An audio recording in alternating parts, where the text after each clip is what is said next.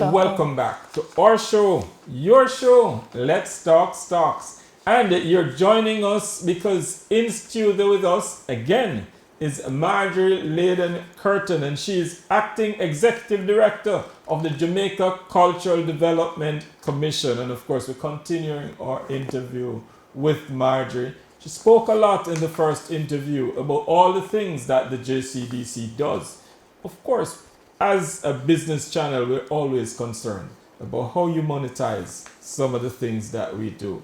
Welcome back, Marjorie. Thank you for having me, Sir Rose. And we're going to go straight into it because, you know, people look on from the outside. We enjoy the festivals. We get to go to Grand Gala and we like it. And we hear it's free these days. And we all clamor and we love these things. But it takes cash to care. Yes. I think that was pointed out by one of the creators of the JCDC, Sosiaga himself. Yes. Talk to us. How do we monetize? Our culture is so big and so rich. How do we monetize some of these things? All right.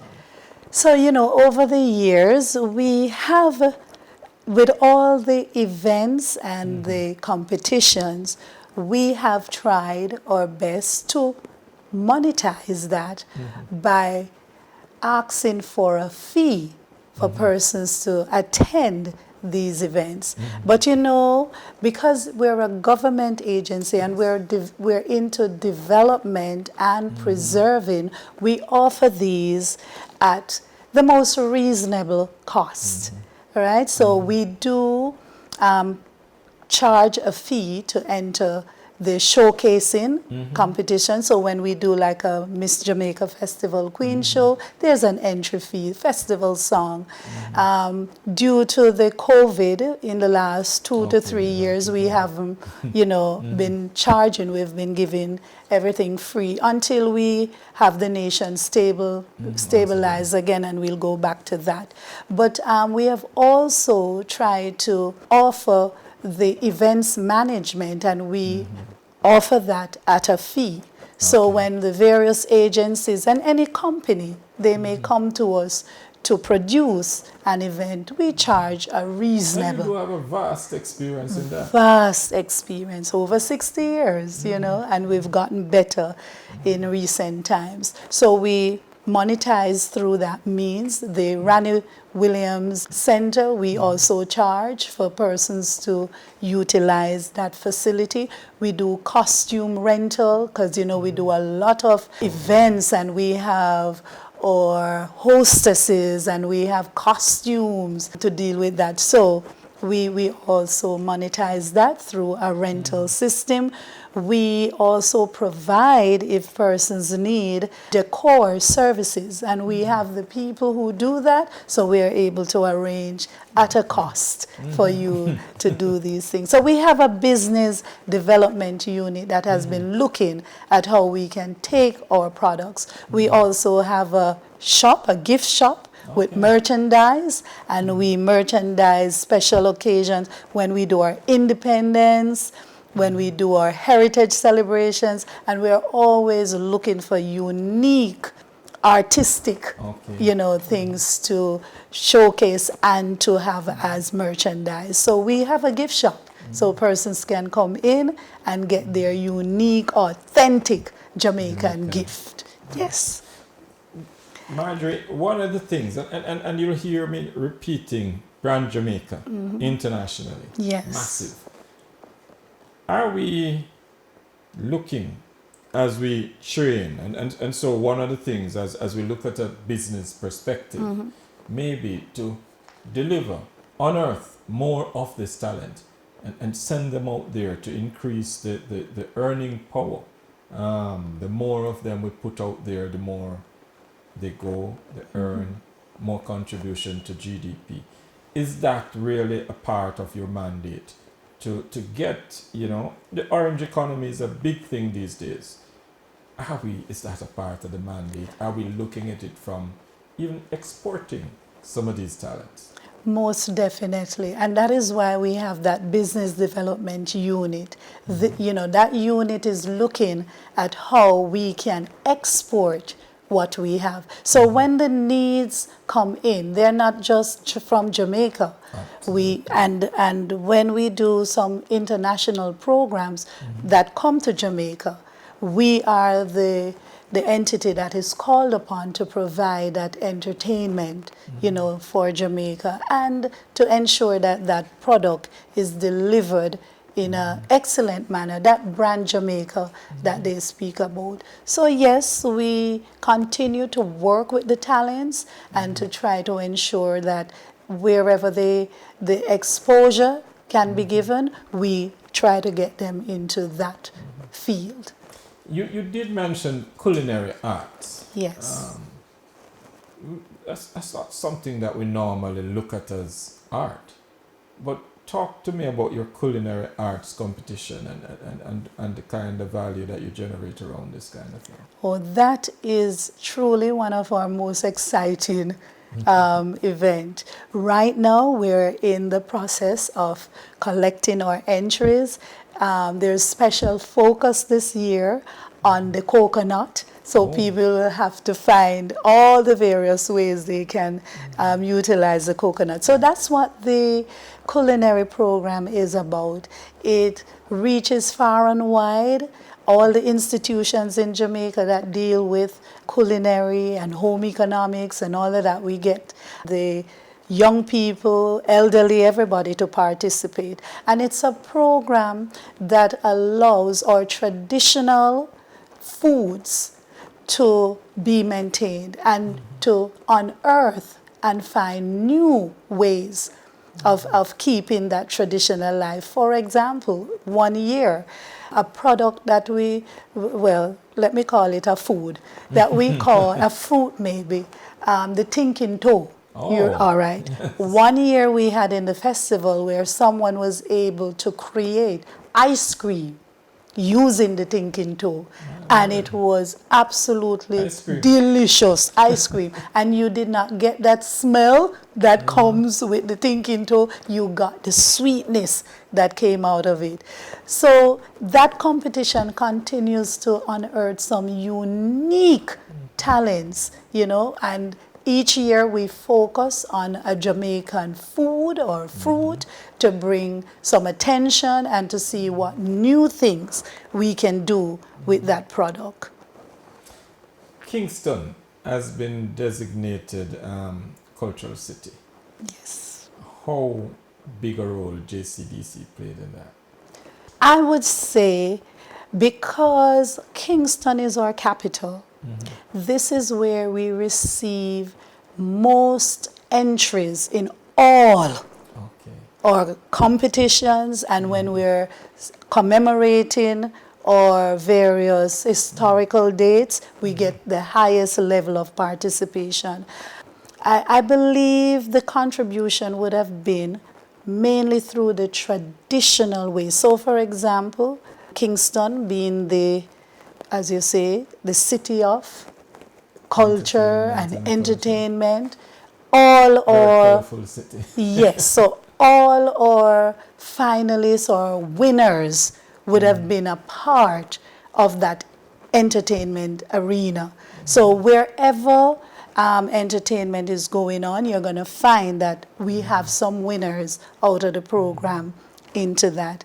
And as our ministry was moving towards making reggae, that notation of reggae being indigenous to Jamaica, it would have been through over the years of preserving, our music through all these competitions that we would have been able to help to show the significance of it in Jamaica and the impact it would have had, across the world.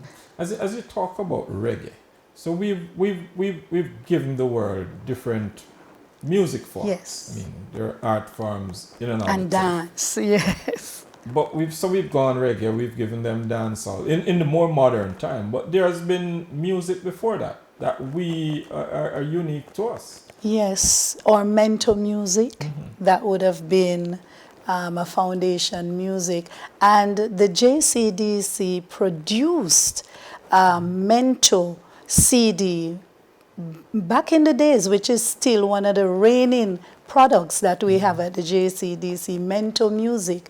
And over the years, we've been able to maintain seminars, workshops to ensure that the young people, are taught these special music and to maintain and preserve the Mento music. So Mento has been one of the foundations at the JCDC, and as you see, continues to contribute to even modern day way of music and dance and everything that is traditional. Yeah. Our educational system, Marjorie, tends to guide us more towards the academia. Yes. But I've said to people, you take the smallest boy in the little region of the country, and he can quote, he might not be as brilliant in finding the square root of X. Right. But he can quote Vibes Cartel or Beanie Man or Bounty Killer line for line. Do we think more of our culture should be taught in schools? All right, Mr. Rose, I'm going to invite you to make sure you get to one of the dance national finals before we end on May 2nd, because we have a very dynamic program in schools through the performing arts. And remember that this is in music, speech, dance, drama, traditional folk form. We've been playing our part in keeping young people engaged in those areas. But remember, our culture is dynamic. Very. And so the area of music, you're going to find that what is out on the street, it's going to have some impact on your culture, because that's who you are. That's the way of the people. But what I am also aware of is that even this popular and new part of our culture, it is also being taken far and wide, and people are coming to Jamaica for it. We have the various artists who are taking it across the world. So you find the dance, the music, it's going far and wide. So it's really, as the world has opened and the technology, and you can see more of what is going on, I think we just need to ensure that the quality of what we are producing as Jamaicans is positive and it's high. To wrap up, Marjorie, there are two things I want to touch on before we go. Jamaica is big on street dances, well, has been big. Street dances, parties, now we're going to round robins, which is similar. Is that a big ticket item for you? Are you looking to see how you can preserve that part of our culture? All right. And again, you're going to be happy to know we have a product that's called the Big Stage that goes right into the heart of the communities. We set up a stage in there, and we just invite all the talents of different types, and as wide as you can take those talents. It's only just since the COVID that we've not brought back, but in another year, I believe we'll bring back that program, because it really went to the nook and cranny. So yes, we are big on when they do all these round robin and all these other, because we believe it's getting to the people. It's getting to the root of the people and helping to identify persons who have talents and helping to show them that there is a stage for them. There is a platform. A platform for them, and they can use it to build themselves. All the distraction that challenges the continued existence of culture as we know it. We don't get outside and play some of the games anymore. Everybody is on YouTube or some games on the phone. I see people playing dominoes on the phone. I couldn't do that. But how do we ensure maintenance of this culture while at the same time adapting to the new technologies that is before us? What I can say is that we have a mandate that we have to ensure we get to the root of the country. And we try our best to do so through as many institutions that are in a community. So we're in schools, we're in churches, we're in the dance hall too, you know, because we go to see the talents that are there. So in looking at where the technology is, what we are trying to do as we speak is to ensure we build our own online. Yes, we have our website, but we're trying to ensure we have our online presence so that when we discover, unearth, and find these talents, we're able to give them the kind of exposure that will show them that there's a world out there, and if they are serious about their talent, they can earn from that talent. So we're trying to show young people, and I was especially pleased this year when we hosted our drum festival. I saw so many young men involved in that program, and I was able to say at least we're saving some of our young men because they have found an area, you know, of music that they love. And I really was impressed with that program. And that's what we're going to try to focus on, how we can reach more of the young people, the young men, and to get them engaged in this or talent, because we are known as a very talented people.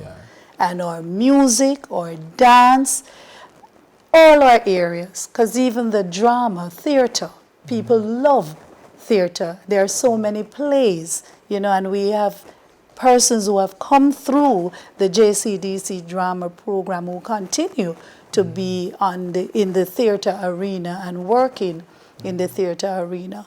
So that's going to be our focus, to see how we can continue to impact, you know, the young people. And we believe if we can have them engaged, we can save some and pull them away from the crime. You know? Absolutely great way on which to end the program today. There you heard it, Marjorie Leyden-Kirton, and she's telling you, as far as Jamaica's culture is concerned, the world is our stage. And as we would say, we're not only a dancer yard. No, right now we are dance abroad. Yes. There you have it, viewers. As we always say here on Let's Talk Stocks, we give you information to make better financial decisions. Come back with us tomorrow morning at 9. We'll have another exciting program lined up for you.